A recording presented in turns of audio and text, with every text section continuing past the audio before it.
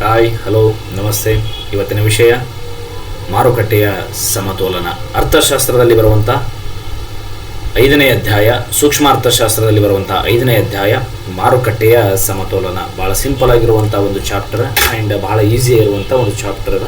ಇದರ ಬಗ್ಗೆ ನಾವು ಡಿಸ್ಕಷನ್ ಮಾಡ್ತಾ ಹೋಗೋಣ ಅಂತೇಳಿ ಹೇಳ್ತಾ, ಮೊದಲನೇದಾಗಿ ಮಾರುಕಟ್ಟೆಯ ಸಮತೋಲನ ಅಂದರೆ ಇಲ್ಲಿ ಆಲ್ರೆಡಿ ಚಿತ್ರ ಹಾಕಿ ನೋಡ್ರಿ. ಈ ಚಿತ್ರ ನೋಡಿದ್ರೆ ನಿಮಗೆ ಆನ್ಸರ್ ಗೊತ್ತಾಗ್ತದೆ. ಎಲ್ಲಿ ಡಿಮಾಂಡ್ ಅಂದ್ರೇನು? ಬೇಡಿಕೆ. ಸೊ ಬೇಡಿಕೆ. ನೆಕ್ಸ್ಟ್ ಸಪ್ಲೈ ಅಂದ್ರೆ ಪೂರೈಕೆ. ಎಲ್ಲಿ ಡಿಮಾಂಡ್ ಆ್ಯಂಡ್ ಸಪ್ಲೈ ಏನಿರ್ತದೆ ಅಂದ್ರೆ ಸಮವಾಗಿರ್ತದಲ್ಲ, ಅದನ್ನೇ ಏನಂತೇಳಿ ಕರಿತೀವಿ ಅಂದ್ರೆ ಮಾರುಕಟ್ಟೆ ಸಮತೋಲನ ಅಂತೇಳಿ ಕರಿತೀವಿ.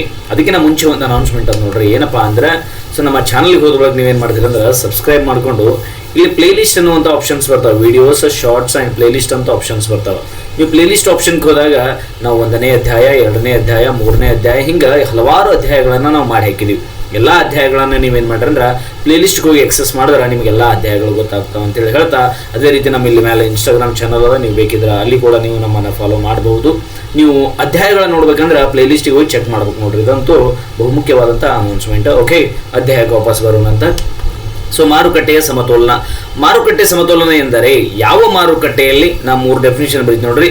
ಯಾವ ಮಾರುಕಟ್ಟೆಯಲ್ಲಿ, ಇಲ್ಲಿ ಚಿತ್ರ ನೋಡಿದ್ರೆ ಗೊತ್ತಾಗ್ತದೆ ನೋಡಿ. ಬೇಡಿಕೆ ಮತ್ತು ಪೂರೈಕೆಗಳು, ಯಾವ ಮಾರುಕಟ್ಟೆಯಲ್ಲಿ ಬೇಡಿಕೆ ಮತ್ತು ಪೂರೈಕೆಗಳು ಸಮತೋಲನದಲ್ಲಿರುತ್ತದೆಯೋ ಅದನ್ನು ಮಾರುಕಟ್ಟೆಯ ಸಮತೋಲನ ಅನ್ನುವರು.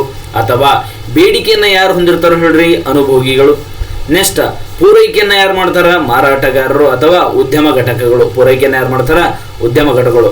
ಅನುಭೋಗಿಗಳು ಮತ್ತು ಉದ್ಯಮ ಘಟಕಗಳು ಸಮತೋಲನದಲ್ಲಿರುವಂತಹ ಸ್ಥಿತಿಯನ್ನ ಏನಂತ ಹೇಳಿ ಕರಿತೀವಿ ಅಂದ್ರೆ ಮಾರುಕಟ್ಟೆಯ ಸಮತೋಲನ ಅಂತ ಹೇಳಿ ಕರಿತೀವಿ.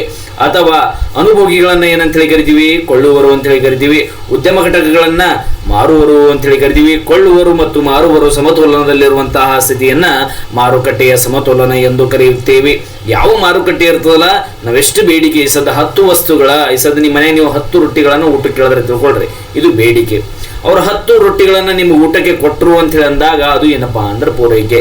ಯಾವ ಮಾರುಕಟ್ಟೆಯಲ್ಲಿ ಬೇಡಿಕೆ ಮತ್ತು ಪೂರೈಕೆ ಈಕ್ವಲ್ ಆಗಿರ್ತದಲ್ಲ ಅದನ್ನೇ ಏನಂತ ಹೇಳಿ ಕರಿತೀವಿ ಅಂದ್ರೆ ಮಾರುಕಟ್ಟೆಯ ಸಮತೋಲನ ಅಂತೇಳಿ ಕರಿತೀವಿ.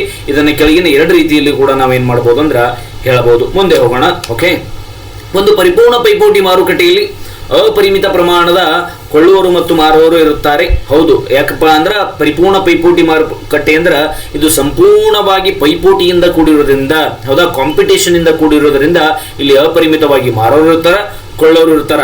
ಆದ್ರ ಇಲ್ಲಿ ಸರಕಿನ ಬೆಲೆಯನ್ನ ಯಾರು ನಿರ್ಧರಿಸ್ತಾರ ಅಂತೇಳಿ ನಾನು ಹೇಳಿದೀನಿ ಅಂದ್ರ ಮಾರುಕಟ್ಟೆಯ ಶಕ್ತಿಗಳಾದ ಬೇಡಿಕೆ ಮತ್ತು ಪೂರೈಕೆಗಳು ನಿರ್ಧರಿಸ್ತಾವ. ಬೇಡಿಕೆ ಮತ್ತು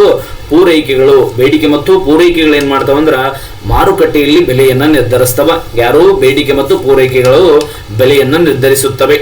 ಆದ್ದರಿಂದ ಅದನ್ನೇ ಅವರಿಬ್ಬರು ಏನ್ ಮಾಡಿರ್ತಾರಪ್ಪ ಅಂದ್ರ ಬೇಡಿಕೆ ಮತ್ತು ಪೂರೈಕೆ ಇವ್ರ ಕೈಯಾಗಿರುವುದಿಲ್ಲ. ಬೇಡಿಕೆ ಮತ್ತು ಪೂರೈಕೆಗಳ ಕೈಯಲ್ಲಿ ಬೇಡಿಕೆ ಮತ್ತು ಪೂರೈಕೆ ನಿರ್ಧರಿಸುವುದರಿಂದ ಮಾರಾಟಗಾರರ ಕೈಯಲ್ಲಿ ಏನೂ ಇರುವುದಿಲ್ಲ ಬೆಲೆ ನಿರ್ಧಾರ ಮಾಡೋದು. ನೋಡ್ರಿ, ನೀವು ಗೋಲ್ಡ್ ರೇಟ್ ಅನ್ನ ಒಬ್ಬ ಗೋಲ್ಡ್ ಸ್ಮಿತ್ ನಿರ್ಧಾರ ಮಾಡೋದಿಲ್ಲ, ಎಲ್ಲಾ ಮೇಲಿಂದ ನಿರ್ಧಾರ ಆಗಿ ಬರ್ತದೆ. ಯಾಕಪ್ಪ ಅಂದ್ರ ಆ ಬೆಲೆಯನ್ನ ನಿರ್ಧಾರ ಮಾಡೋರು ಯಾರು ಅಂತ ಹೇಳಿ ಅಂದಾಗ ಮಾರುಕಟ್ಟೆಯ ಶಕ್ತಿಗಳಾದ ಬೇಡಿಕೆ ಮತ್ತು ಪೂರೈಕೆ. ಈ ಪಾಯಿಂಟ್ ಅನ್ನ ಥ್ರೂಔಟ್ ಚಾಪ್ಟರ್ ನೆನಪಿಡಬೇಕು. ಯಾವುದು? ಬೆಲೆಯನ್ನ ಯಾರು ನಿರ್ಧಾರ ಮಾಡ್ತಾರಂದ್ರ ಮಾರುಕಟ್ಟೆ ಶಕ್ತಿಗಳಾದ ಬೇಡಿಕೆ ಮತ್ತು ಪೂರೈಕೆಗಳ ಆಧಾರದ ಮೇಲೆ ನಿರ್ಧಾರ ಮಾಡ್ತಾರೆ. ನೀವು ಪ್ರಶ್ನೆ ಬರ್ಬೋದು, ಹಂಗ್ರಿ ಮನುಷ್ಯರು ನಿರ್ಧಾರ ಮಾಡ್ತಾರೆ ರೇಟ್, ಇವುಗಳ ಮೇಲೆ ಹೆಂಗ್ ನಿರ್ಧಾರ ಆಗ್ತದ ಅಂತೇಳಿ ಅಂದಾಗ ನೋಡ್ರಿ, ನಿಮ್ಗೊಂದು ಸಣ್ಣ ಟೆಕ್ನಿಕ್ ಹೇಳ್ತೀನಿ ನೋಡ್ರಿ.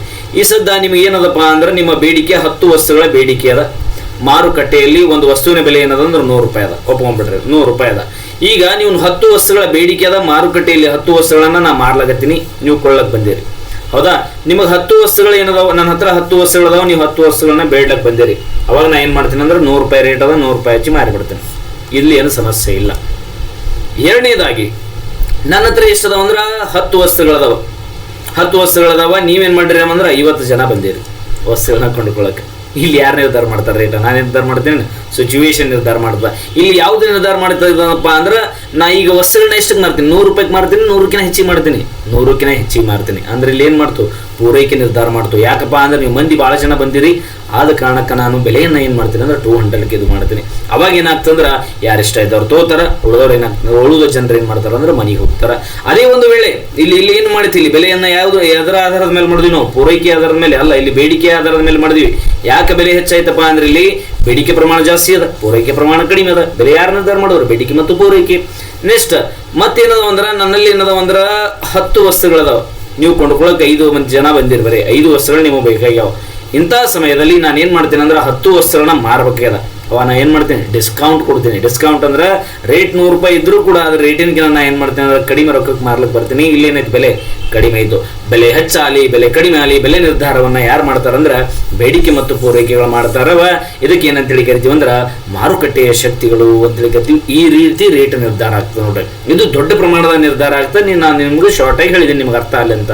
ಓಕೆ, ಮುಂದೆ ಹೋಗೋಣ ಅಂತ. ಮಾರುಕಟ್ಟೆ ಸಮತೋಲನೆ ಎಂದರೆ ಮಾರುಕಟ್ಟೆಯಲ್ಲಿ ಎಲ್ಲ ಅನುಭೋಗಿಗಳು ಆಗ್ಲೇ ಹೇಳಿ ನೋಡ್ರಿ ನಾನು, ಎಲ್ಲ ಉದ್ಯಮ ಘಟಕಗಳು ಯೋಜನೆಗಳು ಹೊಂದಾಣಿಕೆಯಾಗುವ ಸನ್ನಿವೇಶವನ್ನು ಸಮತೋಲನ ಮಾರುಕಟ್ಟೆ ಎನ್ನುವರು. ಆಗ್ಲೇ ಹೇಳಿದೆ ನಾನು, ಏನು ಬೇಡಿಕೆ ಮತ್ತು ಪೂರೈಕೆ, ಅದು ಬೇಡಿಕೆ ಅಥವಾ ಪೂರೈಕೆ ಅಥವಾ ಮಾರುಕಟ್ಟೆಯಲ್ಲಿ ಅನುಭೋಗಿಗಳು ಮತ್ತು ಉದ್ಯಮ ಘಟಕಗಳು ಅಥವಾ ಅನುಭೋಗಿಗಳನ್ನ ಏನಂತ ಹೇಳಿ ಕರಿತೀವಿ ಕೊಳ್ಳುವವರು, ಉದ್ಯಮ ಘಟಕಗಳನ್ನ ಏನಂತ ಹೇಳಿ ಕರಿತೀವಿ ಮಾರುವವರು. ಈ ಮಾರುವವರು ಹೊಂದಾಣಿಕೆ ಆಗುವಂತಹ ಸನ್ನಿವೇಶವನ್ನ ಏನಂತ ಹೇಳಿ ಕರಿತೀವಿ ಅಂದ್ರ ಮಾರುಕಟ್ಟೆಯ ಸಮತೋಲನೆ ಎಂದು ಕರೆಯುತ್ತೇವೆ. ಒಂದು ಮಾರುಕಟ್ಟೆಯಲ್ಲಿ ಹೌದಾ ಬೇಡಿಕೆ ಮತ್ತು ಪೂರೈಕೆಗಳು ಅಥವಾ ಮಾರುಕಟ್ಟೆಯಲ್ಲಿ ಎಲ್ಲ ಅನುಭೋಗಿಗಳು ಮತ್ತು ಎಲ್ಲ ಉದ್ಯಮ ಘಟಕಗಳ ಯೋಜನೆಗಳು ಏನಾಗ್ಬೇಕಂದ್ರ ಹೊಂದಾಣಿಕೆ ಆಗ್ಬೇಕು. ಅದನ್ನ ಮಾರುಕಟ್ಟೆಯ ಸಮತೋಲನ ಅಂತ ಹೇಳಿ ಕರಿತೀವಿ. ಸಿಂಪಲ್ ಆಗಿ ಎರಡೂ ಈಕ್ವಲ್ ಇರಬೇಕು. ಓಕೆ, ಮುಂದೆ ಹೋಗೋಣ. ಸಮತೋಲನ ಬೆಲೆ ಎಂದರೇನು? ಸೊ ಸಮತೋಲನ ಬೆಲೆ ಅಂದ್ರ ಇಲ್ಲಿ ಒಂದು ಪಾಯಿಂಟ್ ತಗೊಂಡ್ಬಿಡೋದು. ಏನಿರ್ಬೇಕಂತ ಹೇಳಿ ನಾ ಆಲ್ರೆಡಿ ನಿಮಗೆ ಬೇಡಿಕೆ ಮತ್ತು ಪೂರೈಕೆ ಈಕ್ವಲ್ ಇದ್ದು ಅಂದ್ರ ಬೇಡಿಕೆ ಮತ್ತು ಪೂರೈಕೆಗಳು ಈಕ್ವಲ್ ಆಗಿದ್ದು ಅಂದ್ರ ನಾವ್ ಏನಂತ ಹೇಳಿ ಕರಿತೀವಿ, ಅದನ್ನ ಮಾರುಕಟ್ಟೆ ಸಮತೋಲನ ಅಂತ ಹೇಳಿ ಕರಿತೀವಿ. ಅದು ಯಾವ ಬೆಲೆಯಲ್ಲಿ ಹೌದಾ ಮಾರುಕಟ್ಟೆಯಲ್ಲಿ ಇತರ ಅಂಶಗಳು ಸ್ಥಿರವಾಗಿದ್ದಾಗ ಇಲ್ಲಿ ನೋಡ್ರಿ ಚಂದ, ಯಾವ ಬೆಲೆಯಲ್ಲಿ ಒಂದು ಪದ ಸೇರಿಸ್ಬಿಟ್ರೆ ಅಂದ್ರೆ ಮುಗಿತು ಸಮತೋಲನ ಬೆಲೆ. ಯಾವ ಬೆಲೆಯಲ್ಲಿ ಮಾರುಕಟ್ಟೆಯ ಬೇಡಿಕೆ ಮತ್ತು ಪೂರೈಕೆಗಳು ಸಮವಾಗಿರುತ್ತವೆಯೋ ಅದನ್ನು ಏನಂತೇಳಿ ಕರಿತೀವಿ ಅಂದ್ರ ಮಾರುಕಟ್ಟೆಯ ಸಮತೋಲನ ಬೆಲೆ ಅಂತೇಳಿ ಕರಿತೀವಿ. ಮಾರುಕಟ್ಟೆಯ ಸಮತೋಲನ ಅಂದ್ರೆ ಎರಡು ಈಕ್ವಲ್ ಆಗಿರೋದು. ಯಾವ ಬೆಲೆಯಲ್ಲಿ ಸಮತೋಲನ ಇರ್ತಾವಲ್ಲ ಆ ಬೆಲೆಯನ್ನ ಏನಂತೇಳಿ ಕರಿತೀವಿ ಅಂದ್ರ ಸಮತೋಲನ ಬೆಲೆ ಅಂತೇಳಿ ಕರಿತೀವಿ. ಮಾರುಕಟ್ಟೆಯಲ್ಲಿ ಎಲ್ಲಾ ಅಂಶಗಳು ಸ್ಥಿರವಾಗಿದ್ದಾಗ ಉದ್ಯಮ ಘಟಕಗಳು ಬೇಡಿಕೆ ಮತ್ತು ಪೂರೈಕೆಗಳು, ಯಾವ ಬೆಲೆಯಲ್ಲಿ ಬೇಡಿಕೆ ಮತ್ತು ಪೂರೈಕೆಗಳು ಸಮಸ್ಥಿತಿಯನ್ನು ಹೊಂದಿರುತ್ತವೆ ಅಂದ್ರೆ 10 ರೂಪಾಯಿ 10 ಕೇಳಿದ್ರೆ ಅಂದ್ರೆ 10 ಮಾರಾಟ ಆಗ್ಬೇಕು. ಹೌದಾ, ಇವೆರಡು ಈಕ್ವಲ್ ಆಗಿ ಬೇಡಿಕೆ ಮತ್ತು ಪೂರೈಕೆ ಯಾವ ಬೆಲೆಯಲ್ಲಿ ಈಕ್ವಲ್ ಆಗಿರ್ತಾವಲ್ಲ ಅದನ್ನ ಏನಂತ ಹೇಳಿ ಕರಿತೀವಿ ಅಂದ್ರ ಸಮತೋಲನ ಬೆಲೆ ಅಂತ ಹೇಳಿ ಕರಿತೀವಿ. ಸೇರಿಸಬೇಕಾದ ಒಂದೇ ಒಂದು ಪದ ಯಾವ ಬೆಲೆಯಲ್ಲಿ. ಮುಂದೆ ಹೋದಾಗ ಸಮತೋಲನ ಪ್ರಮಾಣ. ಹೌದಾ, ಸಮತೋಲನ ಬೆಲೆಯಲ್ಲಿ ನೋಡ್ರಿ ಇಲ್ಲಿಂದ ಸ್ಟಾರ್ಟ್ ಹೆಂಬರಿಗೆ ಮತ್ತ ಸಮತೋಲನ ಬೆಲೆಯಲ್ಲಿ ಯಾವ ಬೆಲೆಯಲ್ಲಿ ಸಮತೋಲನ ಬೆಲೆಯಲ್ಲಿ ಖರೀದಿ ಮಾಡಿದ ಪ್ರಮಾಣವನ್ನ ಏನಂತ ಹೇಳಿ ಕರಿತೀವಿ ಅಂದ್ರ ಸಮತೋಲನ ಪ್ರಮಾಣ ಅಂತೇಳಿ ಕರಿತೀವಿ. ಸಮತೋಲನ ಬೆಲೆಯಲ್ಲಿ ಖರೀದಿ ಅಂದ್ರೆ ಅನುಭೋಗಿಗಳು ತೋತಾರ, ಮಾರಾಟ ಉದ್ಯಮ ಘಟಕಗಳು ಮಾಡ್ತವ, ಮಾಡಿದ ವಸ್ತುವಿನ ಪ್ರಮಾಣವನ್ನು ಸಮತೋಲನ ಪ್ರಮಾಣ ಎಂದು ಕರೆಯುತ್ತೇವೆ. ಇಲ್ಲಿ ಏನಾಗ್ತದೆ ಅಂದ್ರ ಯಾವ ಬೆಲೆಯಲ್ಲಿ ನೀವು ಏನ್ ಮಾಡ್ತೀರ ಅಂದ್ರೆ ಎಲ್ಲಾ ಬೆಲೆಯಲ್ಲಿ ನೀವು ಜಾಸ್ತಿ ಪ್ರಮಾಣದಲ್ಲಿ ತೊಳೋದಿಲ್ಲ. ಸಮತೋಲನ ಬೆಲೆಯಲ್ಲಿ ಖರೀದಿ ಮಾರಾಟ ಮತ್ತು ಮಾಡೋದ್ರಿಂದ ಸಮತೋಲನ ಬೆಲೆ ನೀವು ಎಷ್ಟು ಖರೀದಿ ಮಾಡ್ತೀರಿ ಎಷ್ಟು ಮಾರಾಟ ಮಾಡ್ತೀರಿ ಎನ್ನುವುದರ ಪ್ರಮಾಣವನ್ನ ನಾವು ಏನಂತ ಹೇಳಿ ಕರಿತೀವಿ ಅಂದ್ರ ಸಮತೋಲನ ಪ್ರಮಾಣ ಅಂತ ಹೇಳಿ ಕರಿತೀವಿ. ಇದು ಕೋಷ್ಟಕ ಅದ, ಇನ್ನು ಮುಂದೆ ನೋಡೋಣ ಅಂತ ಅಲ್ಲಿ ಇಷ್ಟ ತಿಳ್ಕೊಡ್ರಿ. ನೆಕ್ಸ್ಟ್ ಅಧಿಕ ಬೇಡಿಕೆ ಮತ್ತು ಅಧಿಕ ಪೂರೈಕೆ. ಇಲ್ಲಿ ಬಹಳ ತಿಳಿ ಓಡಿಸ್ಬೇಡ್ರಿ. ಹೌದಾ, ಇಲ್ಲಿ ಬಹಳ ಬಯಾಟ್ ಮಾಡೋಂಥದ್ದು ಏನು ಇಲ್ಲ. ಇವೆಲ್ಲ 2 ಮಾರ್ಕ್ಸಿನ ಪ್ರಶ್ನೆಗಳು. ಅಧಿಕ ಬೇಡಿಕೆ ಅಂದ್ರು ಅಧಿಕ ಪೂರೈಕೆ ಎಂದರೇನು ಅಂತೇಳಿ ಪ್ರಶ್ನೆ ಬರ್ಬೋದು. ಅಧಿಕ ಬೇಡಿಕೆ ಎಂದರೆ ಯಾವ ಮಾರುಕಟ್ಟೆ ಬೇಡಿಕೆಯು ಮಾರುಕಟ್ಟೆ ಪೂರೈಕೆಗಿಂತ ಹೆಚ್ಚಾಗಿದೆ. ನಾವು ಏನ್ ಕಂಡುಹಿಡಿಬೇಕಾದ ಇಲ್ಲಿ ಮ್ಯಾಗ್ ಹೇಳ್ತೀವಿ ನೋಡ್ರಿ. ಅಧಿಕ ಬೇಡಿಕೆ ಅಂದ್ರೆ ಬೇಕಾಗಿದೆ ನಮಗೆ. ಹೌದಾ, ಅಧಿಕ ಬೇಡಿಕೆ ಎಂದರೆ ಯಾವ ಮಾರುಕಟ್ಟೆಯಲ್ಲಿ ಹೌದಾ ಮಾರುಕಟ್ಟೆ ಡೈರೆಕ್ಟ್ ತಗೊಂಡ್ಬಿಡೋಣ. ಮಾರುಕಟ್ಟೆಯಲ್ಲಿ ನಾವೇನ್ ಕಂಡುಹಿಡಿಯಲಿದ್ದೀವಿ ಅಧಿಕ ಬೇಡಿಕೆ. ಮಾರುಕಟ್ಟೆಯಲ್ಲಿ ಬೇಡಿಕೆ ಪ್ರಮಾಣ ಹೆಚ್ಚಾಗಿದ್ದು ಪೂರೈಕೆ ಪ್ರಮಾಣ ಕಡಿಮೆ ಇದ್ದರೆ ಇಲ್ಲೇನಾಗ್ತದೆ ಅಧಿಕ ಬೇಡಿಕೆ ಉಂಟಾಗುತ್ತದೆ. ಆದ್ದರಿಂದ ಇದನ್ನ ಅಧಿಕ ಬೇಡಿಕೆ ಎನ್ನುವರು. ಎಲ್ಲಿ ಇದೆ ಅದು ನೋಡ್ರಿ. ಯಾವ ಮಾರುಕಟ್ಟೆಯಲ್ಲಿ ಬೇಡಿಕೆಯು ಮಾರುಕಟ್ಟೆ ಪೂರೈಕೆಗಿಂತ ಅಧಿಕವಾಗಿರುತ್ತದೆ. ಇಲ್ಲಿ ಬೇಡಿಕೆ ಹೆಚ್ಚಾಗಿದ್ದು ಪೂರೈಕೆಯ ಪ್ರಮಾಣ ಕಡಿಮೆಯಾಗಿದ್ದರೆ ಇದನ್ನು ಅಧಿಕ ಬೇಡಿಕೆ ಎನ್ನುವರು. ಹಂಗಂದ್ರೆ ಅಧಿಕ ಪೂರೈಕೆ, ಅದರ ಅಪೋಸಿಟ್ ಪೂರೈಕೆಯ ಪ್ರಮಾಣ ಅಧಿಕವಾಗಿದ್ದು ಹೌದಾ ಬೇಡಿಕೆಯ ಪ್ರಮಾಣ ಕಡಿಮೆಯಾಗಿದ್ದರೆ ಇದನ್ನು ಮಾರುಕಟ್ಟೆಯಲ್ಲಿ ಅಧಿಕ ಪೂರೈಕೆ ಎಂದು ಕರೆಯುತ್ತೇವೆ. ಸಿಂಪಲ್ ಆಗಿ ಯಾವ ಒಂದು ಬೆಲೆಯಲ್ಲಿ ಮಾರುಕಟ್ಟೆ ಪೂರೈಕೆ ರೇಖೆಯು ಮಾರುಕಟ್ಟೆಯ ಬೇಡಿಕೆಗಿಂತ ಅಧಿಕವಾಗಿರುತ್ತದೆಯೋ ಅದನ್ನೇನಂತ ಹೇಳಿ ಕರಿತೀವಿ ಅಂದ್ರ ಅಧಿಕ ಪೂರೈಕೆ. ಸಿಂಪಲ್ ನೋಡ್ರಿ, ಬೇಡಿಕೆ ಅಧಿಕವಾಗಿದ್ದು ಪೂರೈಕೆ ಕಡಿಮೆ ಆಗಿತ್ತಂದ್ರೆ ಅಧಿಕ ಬೇಡಿಕೆ. ಪೂರೈಕೆ ಹೆಚ್ಚಾಗಿದ್ದು ಬೇಡಿಕೆ ಕಡಿಮೆ ಆಗಿತ್ತು ಅಂದ್ರೆ ಅದನ್ನ ಏನಂತ ಹೇಳಿ ಕರಿತೀವಿ ಅಂದ್ರ ನಾವು ಅಧಿಕ ಪೂರೈಕೆ ಅಂತ ಹೇಳಿ ಕರಿತೀವಿ. ಯಾವ್ದು ಹೆಚ್ಚಿರ್ತದಲ್ಲ ಅದೇ ಅಧಿಕ ಪೂರೈಕೆ. ಸಿಂಪಲ್. ಹೌದಾ, ಮುಂದೆ ಹೋಗೋಣ. ಬೆಲೆ ಯಂತ್ರ ಅಂತೇಳಿ ಬರ್ತದೆ. ನಾನು ನಿಮಗೆ ಆಗ್ಲೇ ಹೇಳ್ದಂಗ ಬೆಲೆಯನ್ನ ಯಾರು ನಿರ್ಧಾರ ಮಾಡ್ತಾರ ಅಂತೇಳಿ ಅಂದಾಗ ಬೇಡಿಕೆ ಮತ್ತು ಪೂರೈಕೆಗಳನ್ನು ನಿರ್ಧಾರ ಮಾಡ್ತಾ. ಓಕೆ, ಪರಿಪೂರ್ಣ ಪೈಪೋಟಿ ಮಾರುಕಟ್ಟೆಯಲ್ಲಿ ಕೊಳ್ಳುವವರು ಮತ್ತು ಮಾರುವವರು ಬೆಲೆಯನ್ನು ಪಡೆಯುತ್ತಾರೆ. ಎಸ್, ಯಾಕಂದ್ರೆ ಬೆಲೆಯನ್ನು ಯಾರು ನಿರ್ಧಾರ ಮಾಡ್ತಾರ? ಬೇಡಿಕೆ ಮತ್ತು ಪೂರೈಕೆಗಳು ನಿರ್ಧಾರ ಮಾಡ್ತಾರ. ಆದ್ದರಿಂದ ಇವರು ಬರೀ ಬೆಲೆ ಪಡಿತಾರ, ಬೆಲೆ ನಿರ್ಧಾರಕರಲ್ಲ. ಅದನ್ನು ಮಾರುಕಟ್ಟೆಯ ಶಕ್ತಿಗಳಾದ ಬೇಡಿಕೆ ಮತ್ತು ಪೂರೈಕೆಗಳು ನಿರ್ಧಾರವಾಗುವ ಪ್ರಕ್ರಿಯೆಗೆ ಏನಂತೇಳಿ ಕರಿತೀವಿ ಅಂದ್ರೆ ಬೆಲೆ ಯಂತ್ರ ಅಂತೇಳಿ ಕರಿತೀವಿ. ಪರಿಪೂರ್ಣ ಪೈಪೋಟಿ ಮಾರುಕಟ್ಟೆಯಲ್ಲಿ ಕೊಳ್ಳುವವರು ಮತ್ತು ಮಾರುವವರು ಬೆಲೆ ಪಡಿತಾರೆ. ಅದನ್ನು ಮಾರುಕಟ್ಟೆಯ ಶಕ್ತಿಗಳಾದ ನಾನು ಮತ್ತು ನೀವು, ದಟ್ ಮೀನ್ಸ್ ಬೇಡಿಕೆ ಮತ್ತು ಪೂರೈಕೆ. ಹೌದಾ, ನೀವು ಕ್ಲಾಸನ್ನು ಬೇಡಿಕೆ ಮಾಡ್ಲಾಗತ್ತೀರಿ, ನಾನು ಕ್ಲಾಸನ್ನು ಪೂರೈಕೆ ಮಾಡ್ಲಾಗತ್ತೀನಿ. ಓಕೆ, ಮಾರುಕಟ್ಟೆಯ ಶಕ್ತಿಗಳಾದ ಬೇಡಿಕೆ ಮತ್ತು ಪೂರೈಕೆಗಳು ಬೆಲೆಯನ್ನು ನಿರ್ಧರಿಸುತ್ತವೆ. ಇದನ್ನ ಏನಂತೇಳಿ ಕರಿತೀವಿ ಅಂದ್ರೆ ಬೆಲೆ ಯಂತ್ರ ಅಂತೇಳಿ ಕರಿತೀವಿ. ಇದನ್ನ ಫೇಮಸ್ ಅರ್ಥಶಾಸ್ತ್ರಜ್ಞರಾದ ಅಡಮ್ ಸ್ಮಿತ್ ಅವರು ಏನಂತ ಹೇಳಿದಾರೆ ಅಂದ್ರೆ ಕಾಣದ ಕೈ ಅಂತೇಳಿ ಹೇಳಿದಾರೆ. ಕಾಣದ ಕೈ ಮೀನ್ಸ್ ಇನ್ವಿಸಿಬಲ್ ಹ್ಯಾಂಡ್ ಅಂತೇಳಿ ಬರ್ತದ. ಸೊ ಇದನ್ನ ಕಾಣದ ಕೈ ಅಂತೇಳಿ ಹೇಳಿದಾರೆ. ಕಾಣದ ಕೈ ಎಂದರೆ ಪ್ರಶ್ನೆ ಬರ್ತದೆ, ಕಾಣದ ಕೈ ಎಂದರೇನು? ಮಾರುಕಟ್ಟೆಯಲ್ಲಿ ಬೇಡಿಕೆ ಮತ್ತು ಪೂರೈಕೆಗಳು ವಸ್ತುವಿನ ಬೆಲೆಯನ್ನು ನಿರ್ಧರಿಸುತ್ತವೆ. ಈ ವಸ್ತುವಿನ ಬೆಲೆಯನ್ನು ನಿರ್ಧರಿಸುವಂತಹ ಸಂದರ್ಭದಲ್ಲಿ ಅವು ಕಾಣುವುದಿಲ್ಲ, ಆದರೂ ಕೂಡ ಏನ್ ಮಾಡ್ತಾವ ಅಂದ್ರೆ they are controlling the market. So ಹಂಗಾಗಿ ಇದನ್ನ ನಾವೇನಂತೇಳಿ ಕರಿತೀವಿ ಅಂದ್ರೆ ಕಾಣದ ಕೈ ಅಂತೇಳಿ ಕರಿತೀವಿ. ಕಾಣದ ಕೈ ಯಾವಾಗಲೂ ಕಾರ್ಯಪ್ರವೃತ್ತವಾಗಿದ್ದು ಮಾರುಕಟ್ಟೆಯ ಸಮತೋಲನ ಉಂಟಾದಾಗ ಅದನ್ನ ಸರಿಪಡಿಸುತ್ತದೆ ಅಂತೇಳಿ ನಾವು ನೋಡ್ತೀವಿ. ಈ ಕಾರಣಕ್ಕೆ ಅಧಿಕ ಬೇಡಿಕೆಯ ಸನ್ನಿವೇಶದಲ್ಲಿ ಬೆಲೆಗಳನ್ನು ಹೆಚ್ಚಿಗೆ ಮಾಡುತ್ತದೆ. ಅಂದ್ರೆ ನೀವು ವಸ್ತುಗಳನ್ನ ಜಾಸ್ತಿ ಖರೀದಿ ಮಾಡಕತ್ತಿರ್ತೀರಿ. 10 ರೂಪಾಯಿಗೆ ಒಂದು ವಸ್ತುವನ್ನ ನೀವು ಸಿಕ್ಕಾಪಟ್ಟಿ ಜಾಸ್ತಿ ಖರೀದಿ ಮಾಡ್ಲಿಕ್ಕೆ ಚಾಲೂ ಮಾಡ್ತೀರಿ. ಅವಾಗ ಏನ್ ಮಾಡ್ತಾರೆ ಅಂದ್ರೆ ರೇಟ್ ಹೆಚ್ಚಿಸ್ಬಿಡ್ತಾರೆ. ರೇಟ್ ಏನ್ ಮಾಡ್ತಾರೆ, 10 ರೂಪಾಯಿ ವಸ್ತುವನ್ನ 50 ಮಾಡಿಬಿಡ್ತಾರೆ. ಅವಾಗ ಏನ್ ಮಾಡ್ತೀರಿ, ರೇಟ್ ಹೆಚ್ಚಾಗ್ಯದ, ನಾವು ಜರ ಕಂಟ್ರೋಲ್ ಬರೋಣ ಅಂತೇಳಿ. ನೆಕ್ಸ್ಟ್ ಮಾರ್ಕೆಟ್ನಾಗ ಜಾಸ್ತಿ ವಸ್ತುಗಳನ್ನ ಪೂರೈಕೆ ಮಾಡ್ಲಿಕ್ಕೆ ಚಾಲೂ ಮಾಡಿಬಿಡ್ತಾರೆ ಜನರು.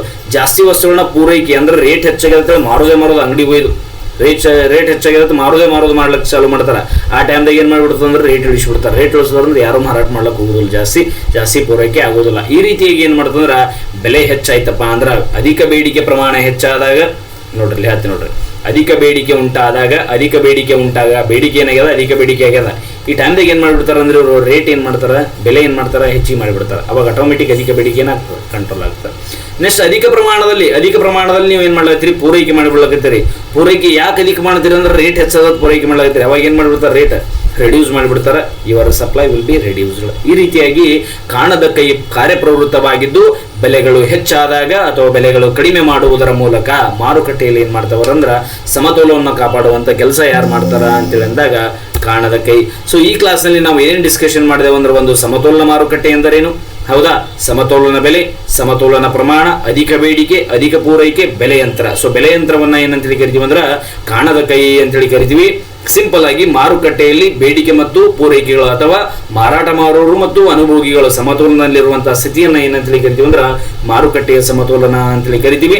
ಇಲ್ಲಿಗೆ ಈ ಕ್ಲಾಸ್ ಕಂಪ್ಲೀಟ್ ಆಗ್ತದೆ. ಮುಂದಿನ ನಡುವೆದಲ್ಲಿ ಇನ್ನೊಂದು ವಿಷಯದ ಬಗ್ಗೆ ನಾವು ಡಿಸ್ಕಷನ್ ಮಾಡೋಣ ಅಂತ ಹೇಳ್ತಾ ಈ ವಿಡಿಯೋನ ಮುಗಿಸೋಣ. ಜೈ ಹಿಂದ್.